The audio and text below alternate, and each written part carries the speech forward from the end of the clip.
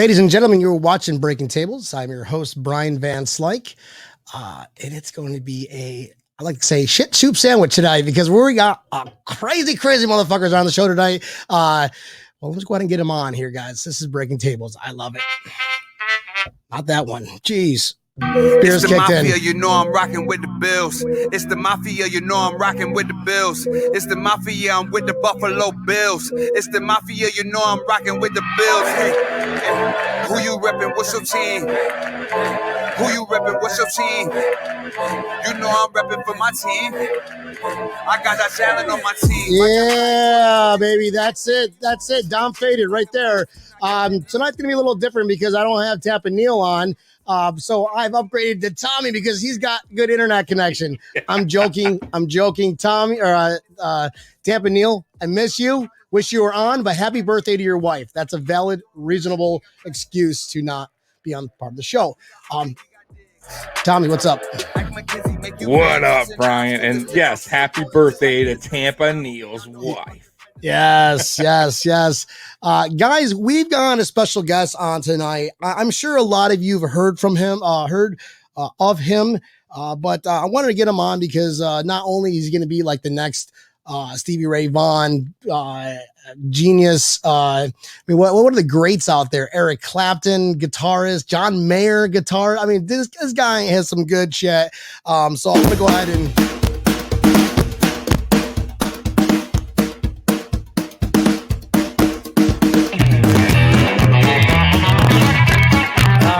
everybody, I'm going to introduce David Julia. Hey, what's going on, guys? I love that jam, bro. That is Sunshine Boogie from your album Inspired, right? What's up, bud? Welcome to Breaking Tables. Hey, glad to be here. What's going on, guys? Yeah, buddy. So I guess we got to crawl before you walk. Obviously, we're going to be talking about what you do as a musician. But the most important thing is you are a Buffalo Bills fan. Yes. Is that true? That is very true. Been a Bills fan for as long as I can remember. Good, man. Where are you from? So I was born in Florida. I was not born in Buffalo. I go up to Buffalo every year, though. You know, okay. I love visiting family there. Yeah, but I was born in Miami, Florida, and raised just outside of Orlando. Wow. Yeah, I live down here in Fort Lauderdale. Tommy's from South Florida originally. Just to jump off topic really quick, my heart kind of goes out. It does go out to what happened down at South Beach today. Absolutely. Just crazy. I can't imagine. I can't be in their shoes, but this show is about laughter, and we'll try to keep your minds off things. Plus, we got David fucking Julia on here, bro. So you became a Bills fan growing up here? Were your parents Bills fans or something? Or? Yeah. So I grew up with my stepdad and my mom, and my stepdad is actually the guy who got me into the Bills and the Sabres. Smart man. Yeah, smart man. Exactly. So there's actually like a photo of when I was my first Christmas, being in my first Bills jersey, as like the little baby ones that you get. So that was neat. And also he got me into hockey here in Florida. So, you know, watching the Sabres growing up as well. Nice, dude. Nice. Yeah. You definitely picked a good team because we are the best. And based off what we've been seeing lately, we're going to be kicking ass absolutely for years to come. So absolutely. So what you do, you're a musician. I mean, amazing guitarist. I love your work. So being a Bills, it's kind of, so my hobby is breaking tables. Okay. You've got a hobby of just shredding that guitar.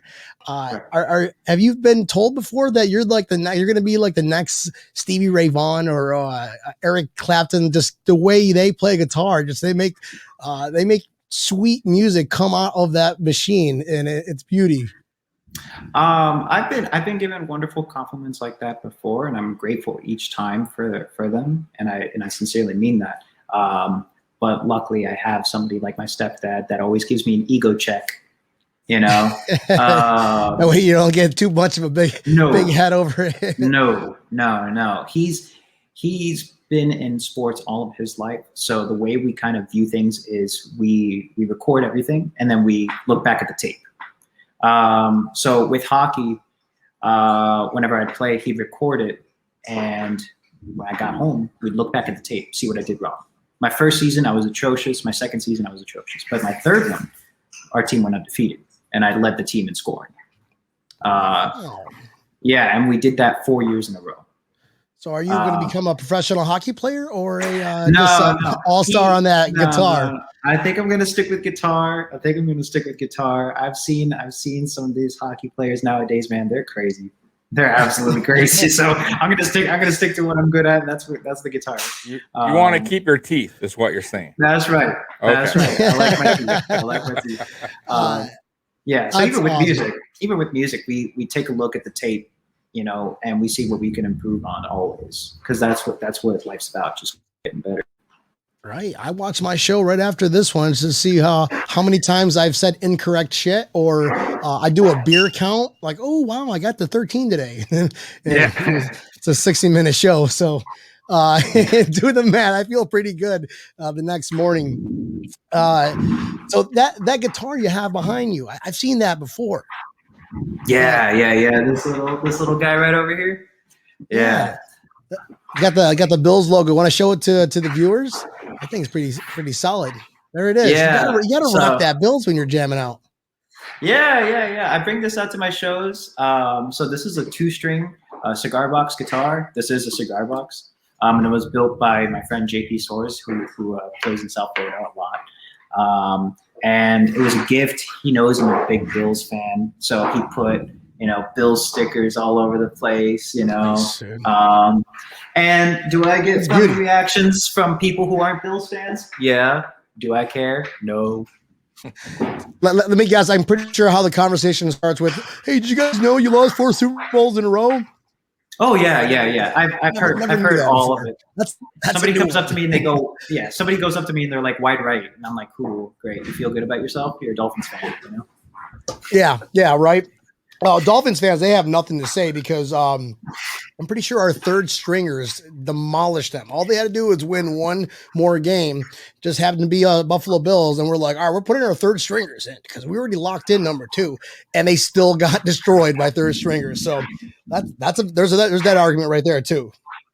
Yeah, but I've learned over the years to keep my head up high when it comes down to being a Bills fan. I've never wavered, not one single bit. And I'm reaping the rewards of it now.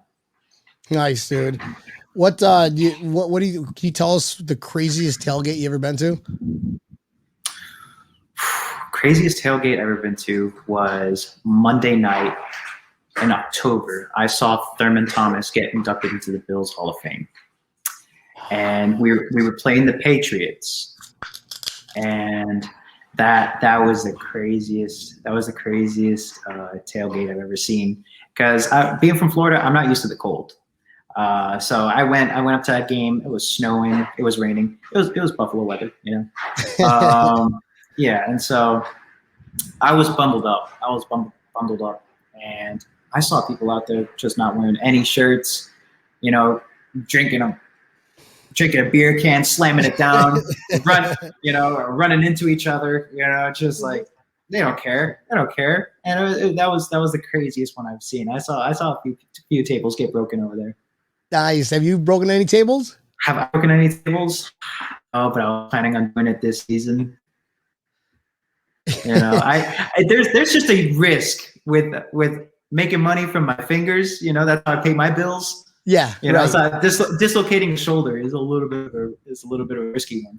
try to explain that one to your manager. Well, what had happened was I went to a Bills game and fucking got drunk and jumped through a table. It was on fire though. Oh, okay. You're out of work for a month. Damn, dude. Yeah, seriously. So jumping over to the professional side of things, you've got some upcoming shows. I know that you're going to be at Lulu's Bait Shack down here in South Florida. My wife and I will definitely go to that. I'd love to meet you, listen to your music, and have a couple beers with you afterwards. Yeah. But, what's the kind of the coolest show that you've ever been to, or you have a crazy story? It's like, I know show festivals get kind of insane in its own right. I got some stories for you. So, and mind you, we can make this rated R. Okay, this is an explicit. I can't even talk. Explicit Not suitable for work episode, just like all my episodes. So go ahead and have at it. I want some TMZ shit. Some TMZ. I mean, you know, the people who know how to party, they are from Buffalo. All right. I went to the Res Fest, which is on the Seneca Indian Reservation in Cattaraugus. Okay. And they're huge Bills fans there, right? And so when I go there, they know how to party. They're slamming beers like it's nothing, you know. There's a bunch of weed. And it's just a one big music festival, and it's just a blast, man. It's just a blast. I mean, it's like a tailgate. It's probably better. It's like a tailgate. It's like all a Western tailgate, New Yorkers, and just give us a reason to drink, bro. Exactly, man. Exactly. Live music, beers. You know what I mean? What else do you want? Come on. So what else are you not entertained? Yeah. Exactly. So the Seneca Indian Reservation, those people, they know how to party. Nice. You know, and I do that. I've been doing that every year, the Res Blues Fest. But obviously with the past 2 years with COVID, that didn't happen. But I'm looking to do it this year. I guarantee festivals are just going to go bonkers. This year, there a lot of states are removing the mandate on getting masks and things like that. So it's kind of like transitioning back to the real world of pre-COVID.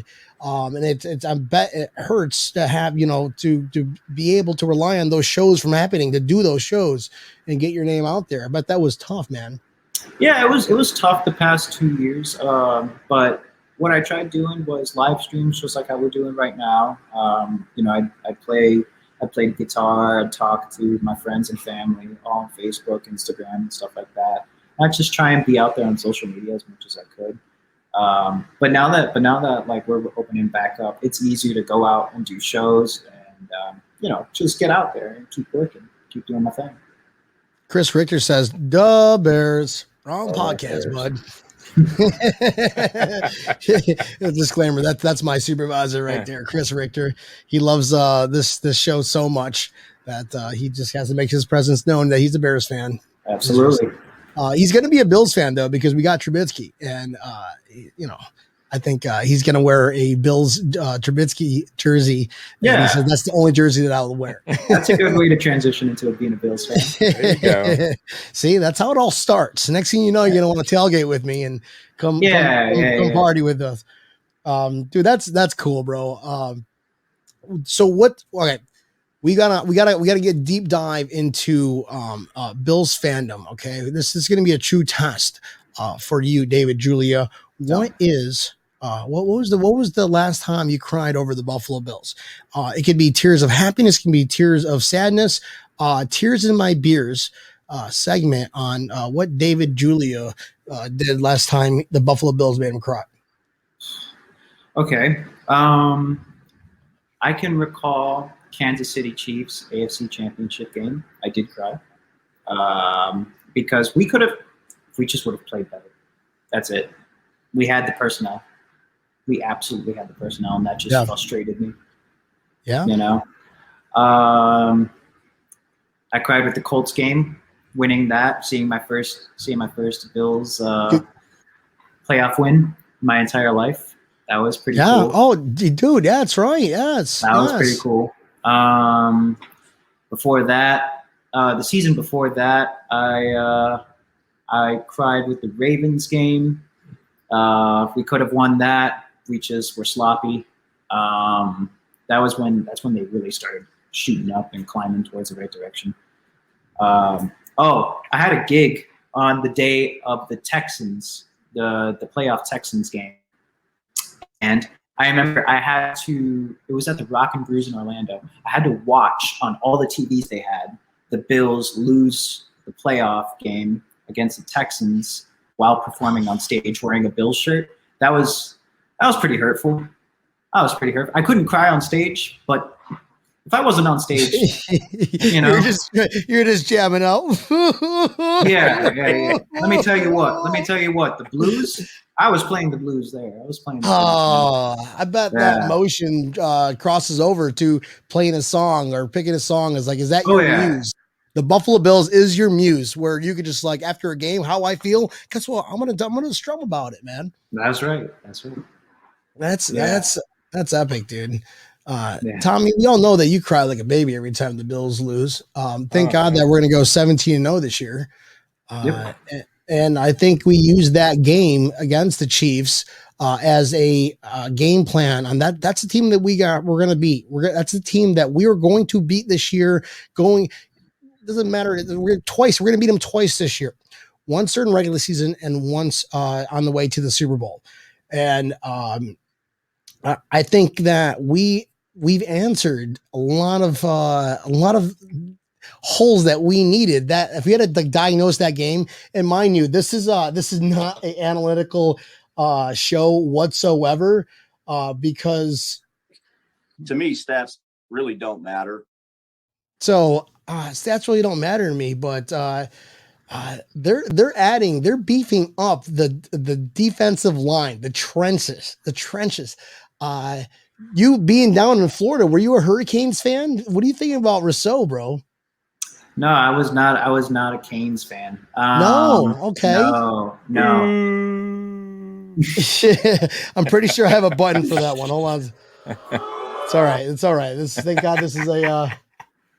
We'll let it slide this time. No. I live about 30 minutes away from UCF, so I've been a Knights fan. My sister went to UCF. So I grew up as a Knights fan, but there was nothing really to watch there football-wise until like the past 8 years.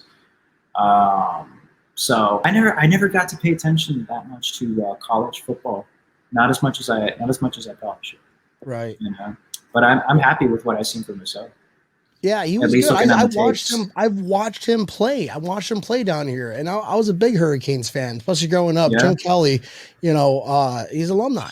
And yes. So me moving down here, so I'm from Western New York, south of Rochester, small town, Podunk County town in Livingston County called York, New York, outside of Geneseo, south of Rochester, 45 minutes from Rochester and about another hour outside of Buffalo. So watching them play down here, it's the Rousseau. I think he's going to be an absolute beast, and that I think Rousseau, Boogeyman, or what do they call him, Boogie? Mm-hmm. Yeah, nice jersey by the way.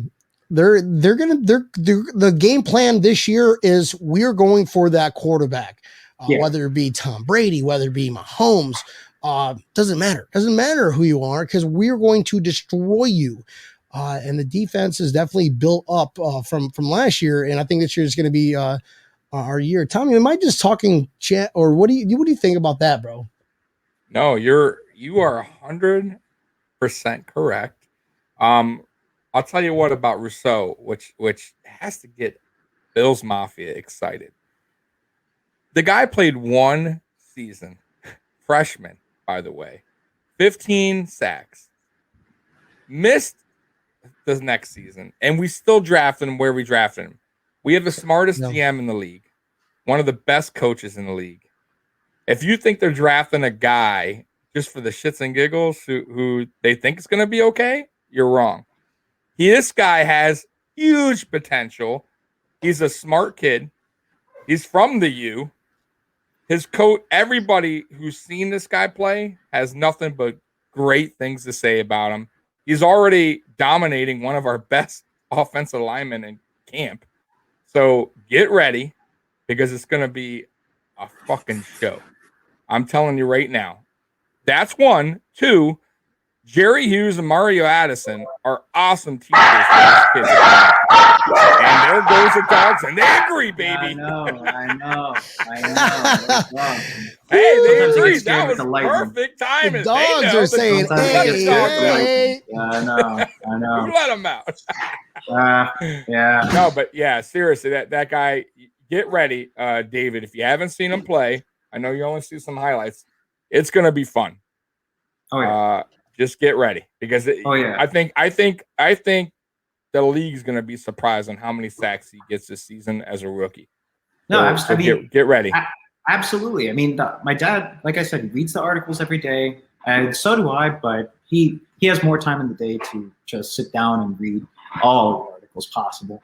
So every single day, he tells me how excited he is for this guy, and he keeps going on about how not only do we draft like top quality players at a good position in the draft, but we also draft top quality people.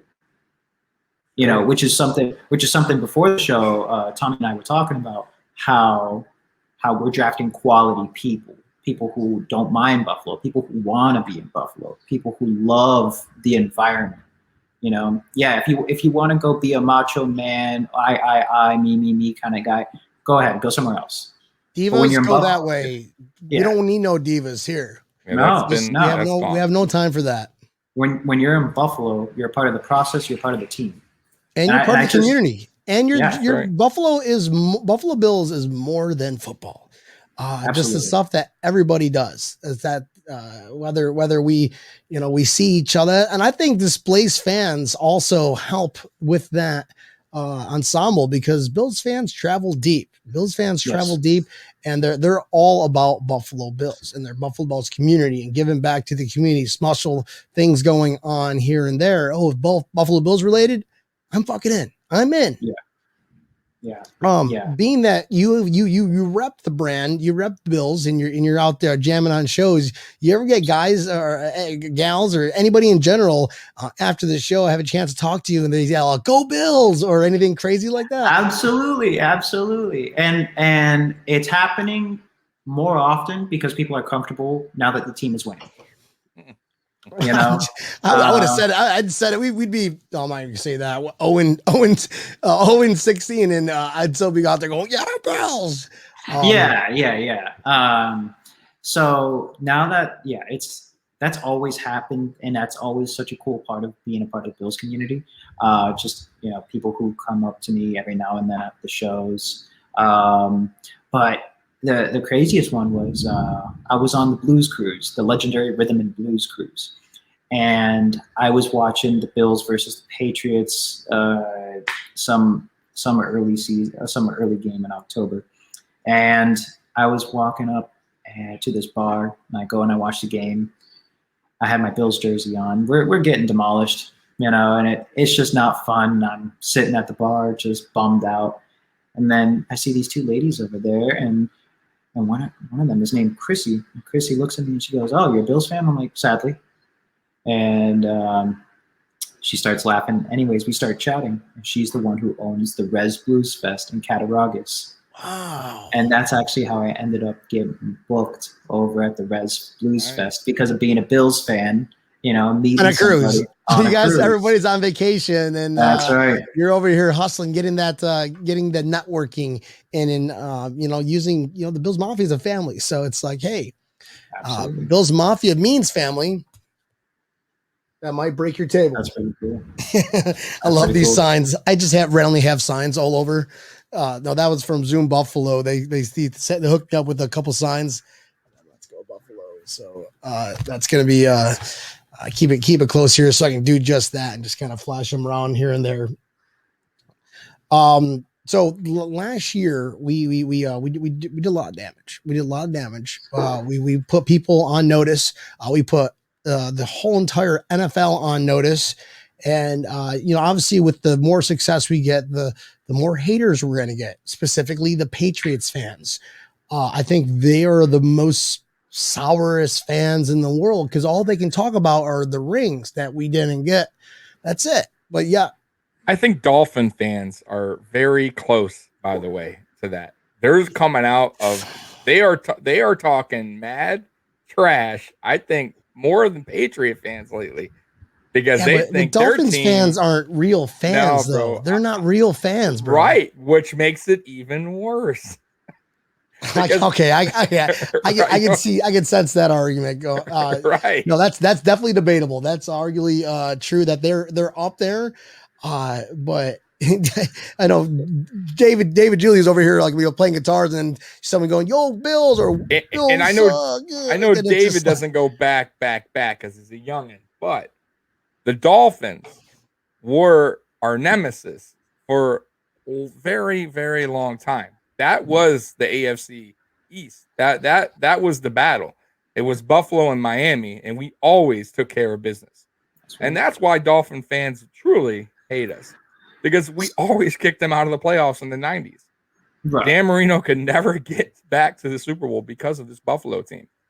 If we weren't around, Miami would have went to the Super Bowl. Unfortunately, we were around. Miami is upset because of that.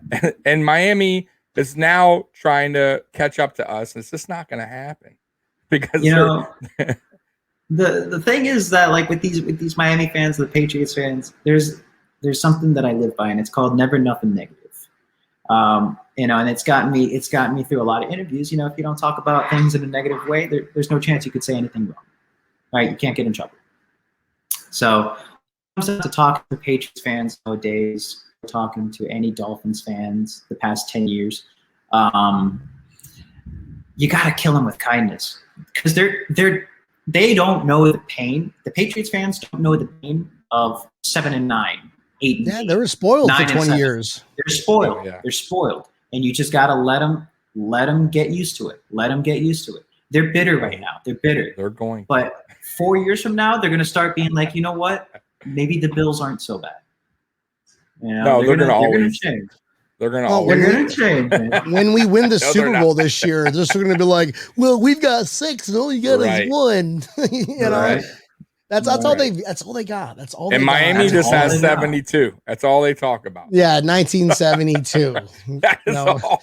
Back in With their 1972. old ass guys. Right. And the fans don't even go to the games down here.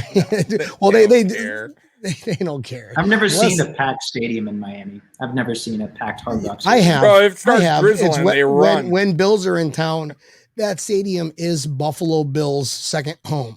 Okay, Josh Allen is the entire Dolphins organization's daddy. That man alone is unbelievable. How many? We were talking about this on our previous show that every time he plays the Dolphins, he's like the AFC offensive player of the week. And this is like I think twice in 1 year, and then once another year. And I think we could have beat them and make the playoffs if what's that one loser, Clay, caught that ball in the end zone, or didn't, like, you just couldn't catch that ball. That? Yeah, I remember that. End. I remember that. Charles Clay.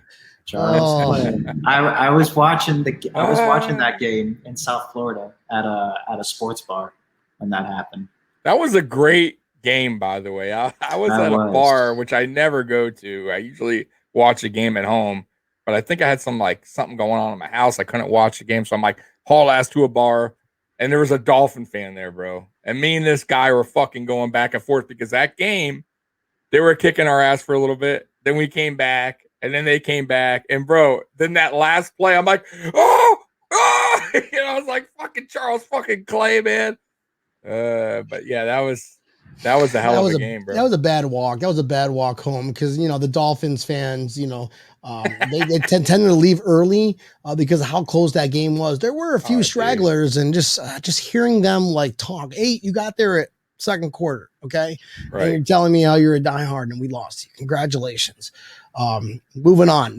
It's like, we'll get your number. Don't worry. We'll definitely have your number. And Josh Allen's that guy to put us in that right position to say, hey, we're going to sweep the entire division again. We put you on notice last year. Guess what? We are sweeping the division again this year. Right, David Julia? That's right. Amen, brother. Amen. What do you look for? So the games, we're kind of circled back to the games that we're all going to be going to. What games are you going to go to this year? I'm definitely planning on going to the Jacksonville game, and at least one Miami game and one Buffalo game. I don't know which Buffalo game I'll be going up to. I'll be going up for, but and maybe I'll be in Tampa for that game. But I'm definitely not paying $500 a ticket to see the Bills, and the Bucks. I'll go to Bills Backers Tampa Club. Bro, I was thinking the same exact thing. It's like I could spend, okay, that's not including the drinks and the whole setup. I'm gonna go just par with everybody and maybe just like watch it at the patio there with Bills backers Miami, or excuse me, Bills backers Tampa. And because I'm not gonna. I'm not made of money. I'm not gonna spend. I mean, even though I'm not gonna say wasted because it's not a waste. It's absolutely a cherished gift or something cherished that I would love to attend to. But realistically, I'd rather spend $500 at a bar and watch it right there with a bunch of crazy fans. Right. Yeah. And have better viewing because you don't know what kind of where you're sitting. And I go to all the Tampa games or all the Miami games. Whenever they're in town here, I go to every single one of those games. I'm going to go to the Tampa. I'm going to say game. I'm going to Tampa and I'm probably the Jacksonville game too. But our biggest thing is New Orleans, bro. Mardi Gras. Well, not Mardi Gras, but it's fucking Bourbon Street. It's Bourbon Street and Bills Mafia combined. That can never be good. That screams bad news. That screams bad news for me, man.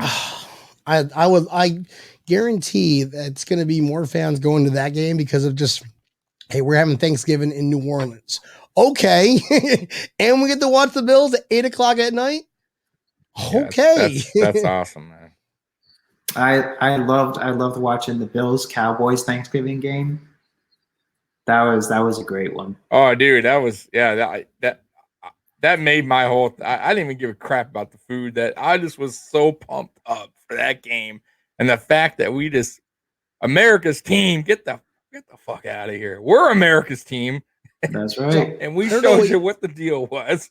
Hey, I see. We're wearing red, white, and blue. We're the ones wearing red, white, and blue. I say it all the time, brother. I say it all the time. I don't know how they are America's team. They could take that. So I'm at a bar in this is Thanksgiving Day. We're watching the game at this posh hoity-toity beach bar over here in Lauderdale by the sea, right near Aruba's. I don't know if you guys ever heard or anything like that, but it's Ocean's 101, and they had the game on. Like, let's go watch the game at the bar.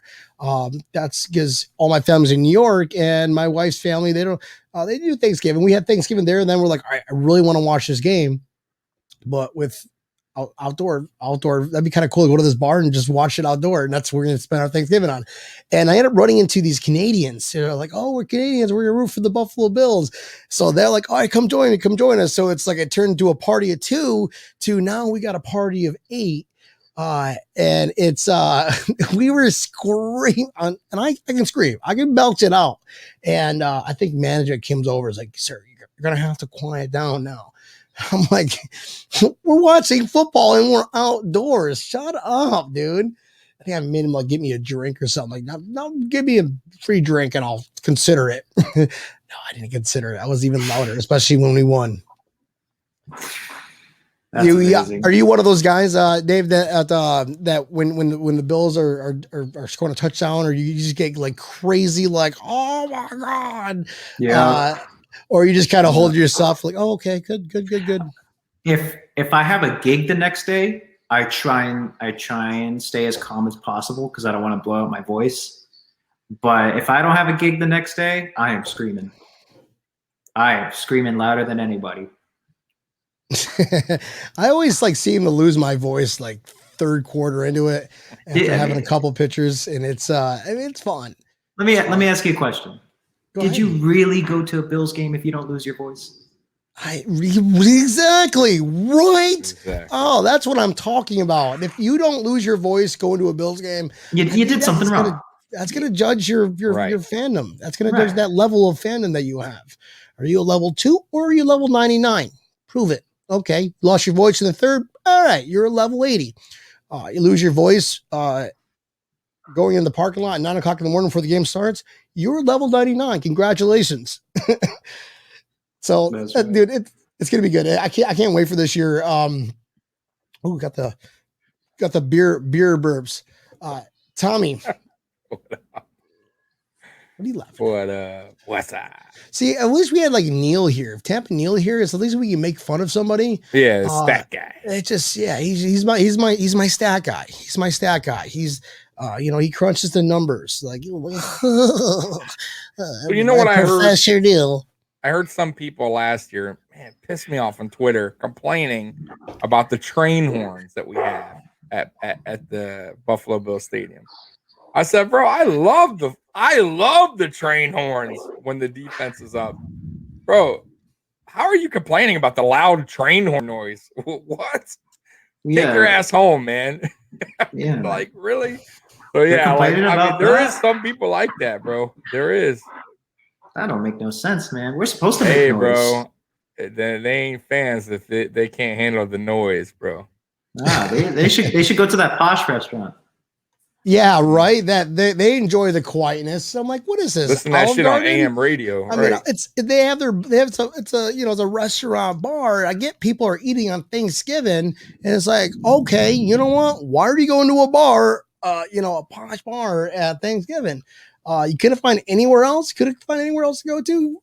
Aruba's down the street. Aruba's is they have live music pretty much every day, and people are just jamming out and going crazy. They go to this posh bar thinking, oh, we're gonna get the quiet day, and not today. Not when the Buffalo Bills are spanking the Cowboys and showing, sports, who was NBC or CBS, I can't remember who it was, but show them that why we're money, we're gonna watch it. It was one of the highest rated Thanksgiving show. I think it was like 30 million people watched that game. And it was awesome. It was awesome just living that experience going, oh my God. Now it's like, I hope we don't lose. Now it's like, I can't wait to beat the shit out of them by like 50 points. I just love it. Mm-hmm. For sure. For sure. I David, watching that Chiefs game, I know you mentioned that. I mean, you got to feel like we didn't play our style of offense, correct? Like, is it me or just did we do a totally different game plan to keep Mahomes off? I swear, watching that, I'm like, this is not us. This is not the way we played all season. I felt like getting TJ Yeldon in there, running the ball more. Like, I was like, what are we doing? Just play what we play. Yeah. If we have to go back and forth, touchdown, their touchdown, hey, I was all cool with that. Go into the fourth quarter, let Josh Allen 2-minute drive win the game. But we never. It just seemed like Dable maybe just wanted to or maybe McDermott wanted to hopefully keep them off the field a little longer and play that run type. And that's not us, man. And I really hope going into this season, we stick to what works. And we are a pass heavy team. And I like that. And I like I said, I'm not bashing our running backs. We have good running backs. I feel like Singletary still can ball. I just felt like our offensive line. I got to cut in on that one, Tom. Go ahead. You already know. Oh, here we go. No, you already know. We're talking about running backs. You already know what's coming, okay? I know what's coming. Yeah, we got Singletary. A guy named Singletary. We got a guy named Moss. Whatever. Nobody. We got Christian Wade, bro. Christian Wade is going to be starting this year.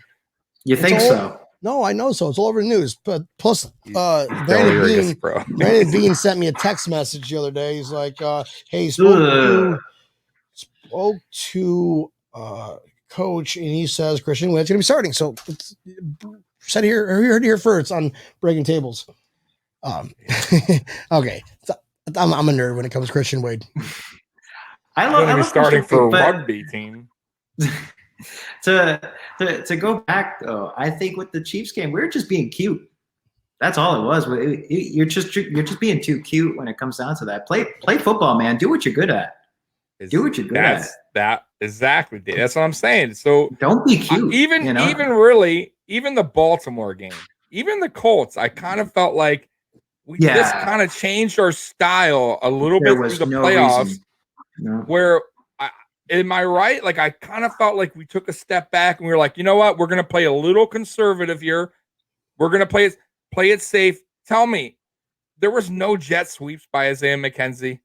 I didn't see any. We were doing that fancy. All season. It was very. I didn't see any. Right? No. Josh Allen go for a touch. No. There was nothing creative. I felt like Dable was just like cautious. He didn't want to make. And I felt like, hey, man, Josh Allen, he deserved the right through the whole season. Let him play, man. Like, let him be Josh. Let Josh be Josh. Don't hold him back. Right. And I felt like Dable was like, we're gonna play it safe. We don't want to make no mistakes. And I felt like Josh wanted to let loose, man. I really do. Right. And I felt like, man, we could have beat Baltimore by way more. I felt like the Colts game, we could have beaten them. That should have never came down to that. And the Chiefs game, man, I felt like we should have put more points up, man. I think we played them better the first game in the regular season than we did the playoff game. I don't get it. I don't know. We went back. We went and played the same style, the Chiefs game, the first game, which didn't work. And we did it all over again. Like, you know what I mean? Like that run, let's keep them away from the ball. Like, no, man, that shit don't work, man. Just play our ball and see what happens. That's why I need Tab Neal here to ask him how many rushing yards did Kansas City have against us? Just because that's one of the biggest holes too, is stopping that rushing game on opposing teams. Right. And you won't have that this year. I think it's going to go back to form. Leslie Frazier, this is your 100%. Chance to step up, because I think you're gone after if we have another collapse of a defense. Yeah. Leslie Frazier's gone. He's got to go. Yeah. As far as defense goes, but I don't think that was all him though, Brian. To be fair, I think the star thing hurt way more than what most fans, even me. I didn't think that would like affect us that bad, and my God, it did, because Ed Oliver was out of position. And then, remember, no preseason. We got Mario Addison first year. A lot of guys were kind of new, adjusting. Our defense was like, what I kept hearing in the beginning was, we haven't found our identity. And that bothered me, because I'm like, wait a minute. And most of us been playing together for the last 2-3 years. What identity? So I think it was more the identity, because Addison was new. Star was out, so everybody kind of shifted, and it was a little different. And then, you had a new cornerback, Josh Norman. They were kind of so. We didn't have OTAs. We didn't have preseason. No OTAs. That's what I'm saying. We can't judge. We can't see who we can plug and play. Right now, because no preseason, you could just be like, all right, I hope he does good. Preseason, use that as like, oh, he's going to do good, because we should do it. So I really believe this season, the defense is going to be back to form. We got younger. We got younger as far as the edge rushers go. Faster. Okay. Faster. AJ Espinosa is back to form. He's gained weight. He's looking good, they're saying. Harrison the only Phillips? position that still kind of maybe bothers me, is 2. I would say defensive tackle with the Harrison Phillips situation. And then cornerback. I really wish we would have drafted one. He did good his first year, and he got hurt, and it's unfortunate. He can't stay on the field. Even when he's healthy, he's a scratch. He's been scratched multiple times last year for Vernon Butler. That bothers me, man, because if he doesn't make the team, then who's starting on defensive tackle? So if you name your defensive tackles right now, you got Star, you got Ed Oliver, you got Harrison Phillips, potentially. And then the other guy, the guy that came on last year. Remember the guy that was a practice squad, and we bring him up? He made the fumble on Cam Newton. I have a brain fart here. The Cam Newton fumble. I have a brain fart. Is that Washington? No, man, the white dude. Justin Zimmer. Justin Zimmer. Yes. Okay. Right. So, and then we got Vernon Butler. So you only have so many defensive tackles at once. So it's going to be interesting. That's but with Star being back, I think that'll help Harrison Phillips too, if he stays on the team. But the cornerback position, that's what we need to, Dane Jackson, I think, could be good. But man, I tell you, Levi Wallace has to step up this year. If he steps up, he'll get a contract with us again, and it'll be more than a year. If he doesn't, this will be his last season, and we'll draft a cornerback next draft. I mean, I feel bad for Levi Wallace, though. I like Levi. I do. Because you have to think about it this way. If you were a quarterback and you had a choice to throw it Davius White's direction or Levi Wallace's direction, who are you going to throw it to? No doubt. So you're bound to be a step behind. So God bless him.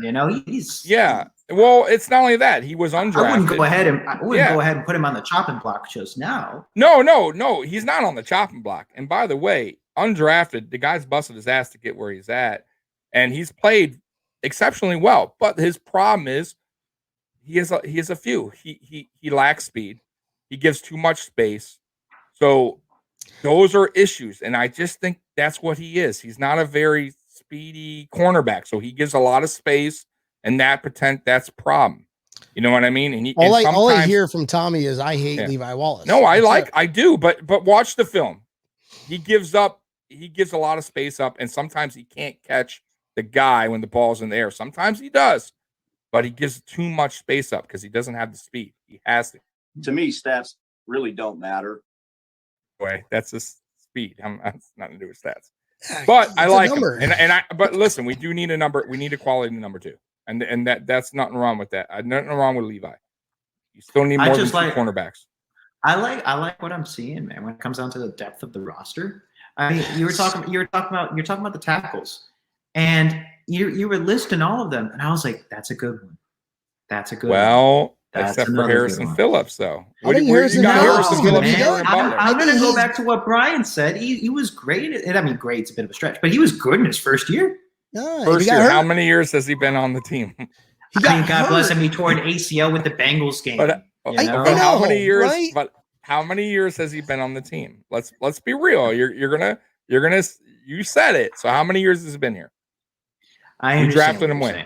Okay. I understand. Was he healthy last year? No. Yes, he was. How many times did he get scratched? Yeah, it was weird multiple times. Him and practice squad. I mean, come on, man. Trent there would just be like healthy scratches. I kind of scratch my head like, what's going on? Right. Maybe Murphy too. Big mistake.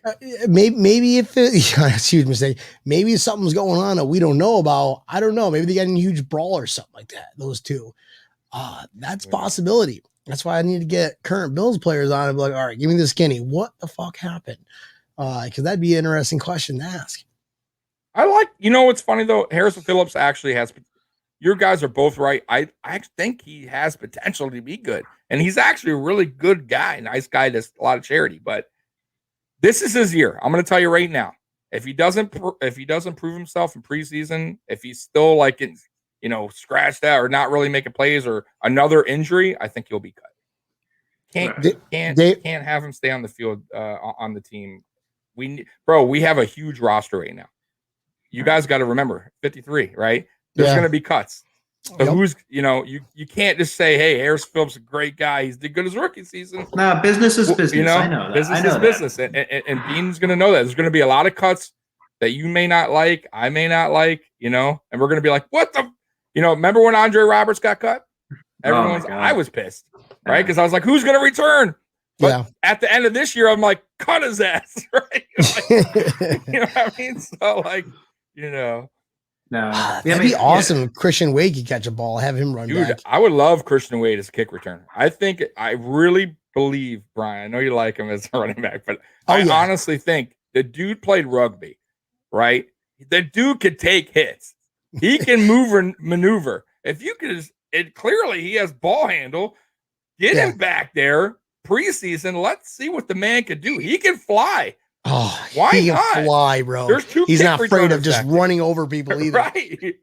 But we'll see. I think they're going to give him that chance. We'll see. Marquez Stevenson, man, watch out.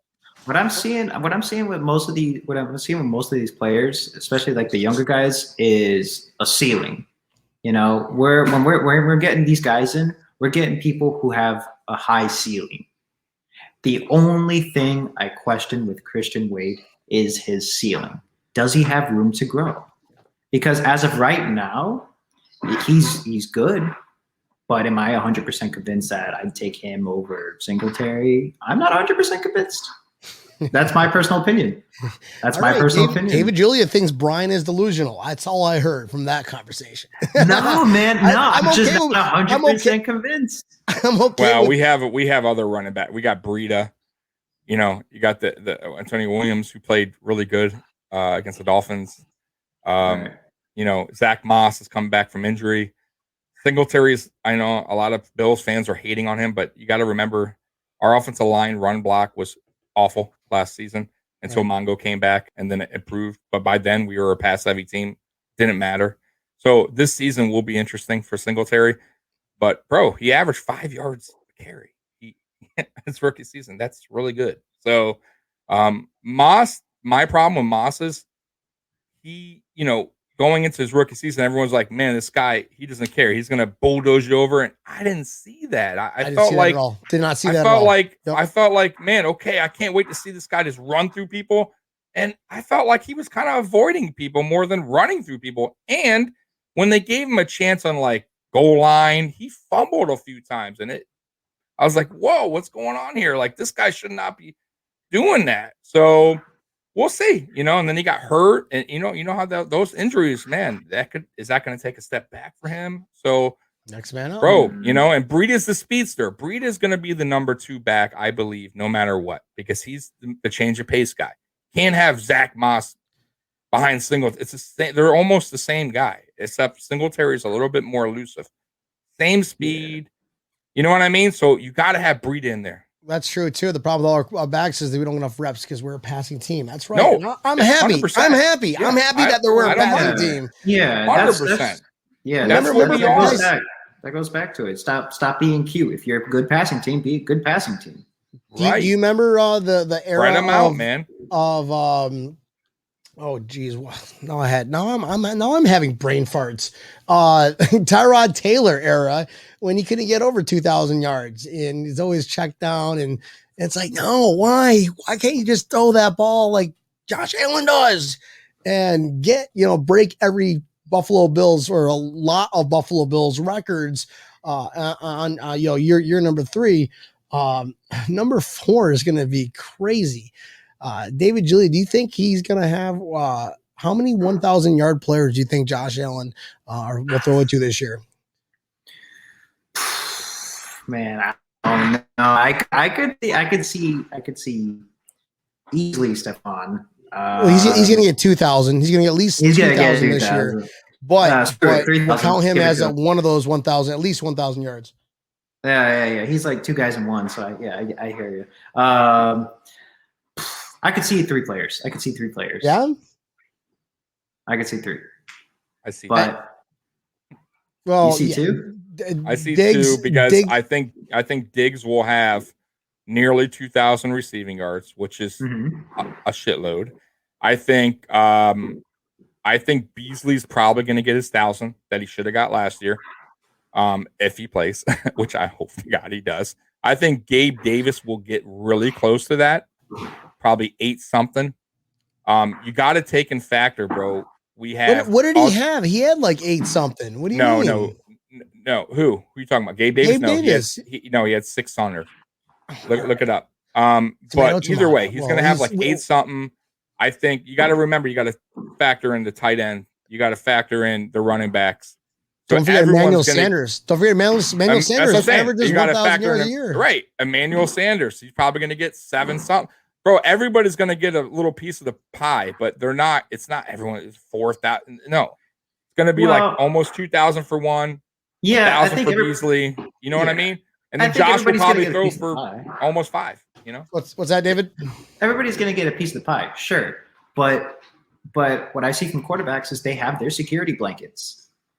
Brady had his Gronkowski. You know what I mean? Josh doesn't have that with Knox, really. He doesn't. No.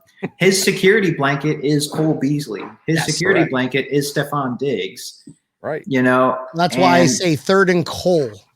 Because it's going to Beasley. I'm gonna say this. Gabe Davis is going to be another security blanket. Oh yeah, he's just really good, and he's got hands. He can catch the ball. Set the hands aside.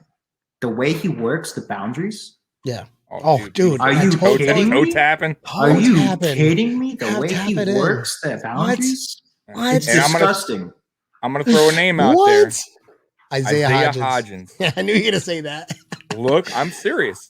I'm telling you, the coaches have been on this dude since last season. They love him. They've been saying this guy is looking phenomenal. I mean, if he didn't get hurt, who knows what happened last season? So, man, scary. We got a scary team. Like, defenses I don't know what they're gonna do. Like, a number 1 offense and a number 2 defense. I don't know why we are not be number 1 defense, but whatever, it is what it is. That's why we're gonna be 17-0 this year. That's why we're going to be 21-0 this year, because we're going all the way and we're fucking winning it. And it's going to be a huge, crazy party up in Western New York for that parade. I'll see David Julia up with his guitar, That's right. going down with the Bills. That'd be awesome. That's And right. David Julia, this is the show, bro. This is Breaking Tables. We kind of just say whatever what's on our mind. Where can we find David Julia? Just you have a social media. Just give us a little tidbit about David Julia. Right. So the nice thing about it, I've tried to make everything super simple. So my website, davidjuliamusic.com. My Facebook, David Julia is my personal, or David Julia Music, my Facebook page. Do you want to take a wild guess what my Instagram is? David Julia Music. Boom. You know? Easy peasy. Easy peasy. It's real hard to get lost, you know? And that's where you can also find all my social media, like my YouTube and my where you can find my albums and merch. Nice, bro. I love it, man. If you guys don't, I mean, I love guitar players. You know, I grew up Stevie Ray Vaughan, Carlos Santana. I mean, people don't know Eric Clapton can fucking riff that guitar. Dude, Eric Clapton is one of the best ever. One of the best. And John Mayer, let me tell you, John Mayer he can strum too. So you know, Jimi Hendrix.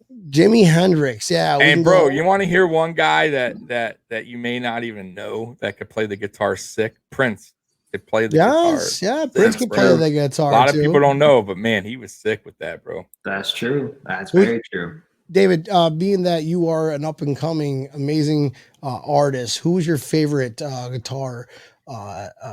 Someone that you just idolize and just like, I'm gonna be like him or better. You have any favorites? All those names that we just dropped. Man, I grew up listening to a lot of Clapton and a lot of Hendrix. Nice. I grew up. That was pretty much what I grew up with as guitar players wise, and a lot of Santana. So Santana. That's just like my gumbo right there. You know, that's pretty much that when it comes down to guitar playing. No Stevie Ray Vaughan. I didn't grow up with Stevie Ray Vaughan. I didn't grow up with that. I ran into his music when I was about 15.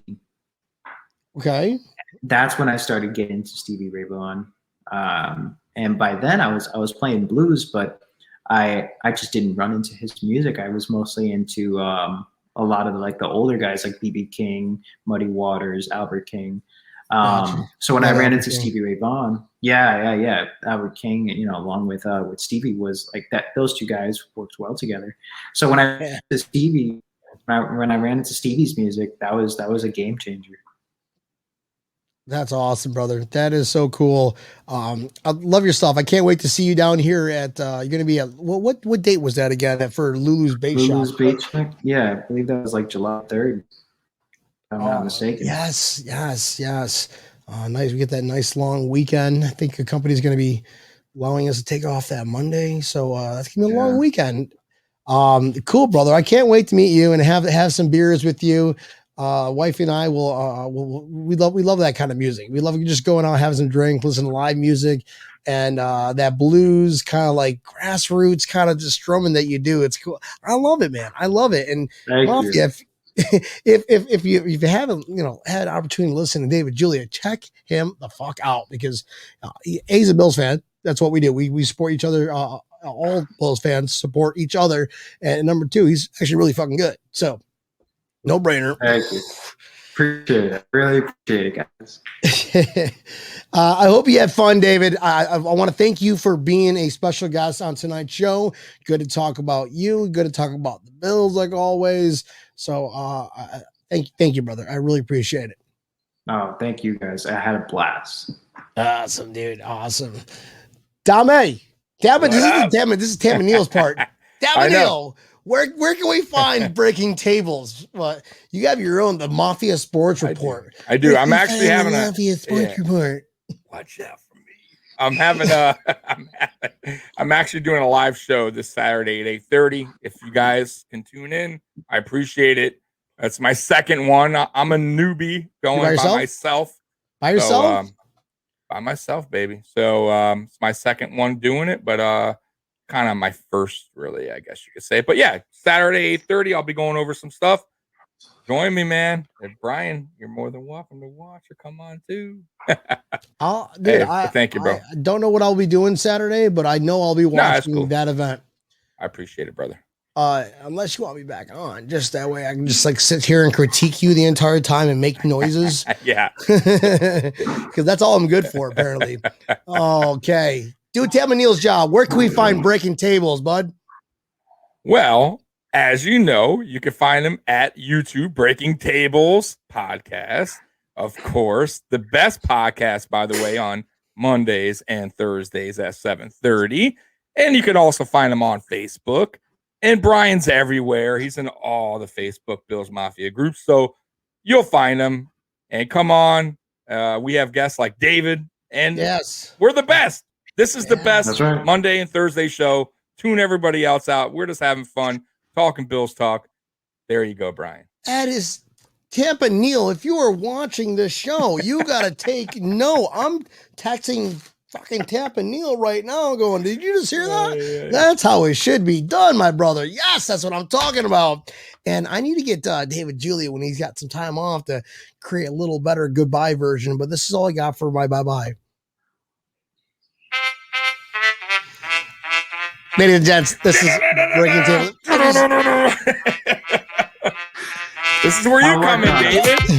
I'll work on it. I got you guys. I'll work on it. Oh, yeah, do that. The Bills rendition one too, bro. The remix. We got to do the David remix, right? The David Julia remix. David Julia, that'd be this huge, is where you bro. hit in right here and just surprise everybody. That's right, man. That's right. That's right. Guys, this has been an absolute blast. Check us out. Hit that like, subscribe, share. This is Brian Breaking Tables, Tommy, the Mafia Sports Report, the dog that was barking in the background, and David Julia. That's right, man. Yeah. Guys, I love all y'all. Bye-bye.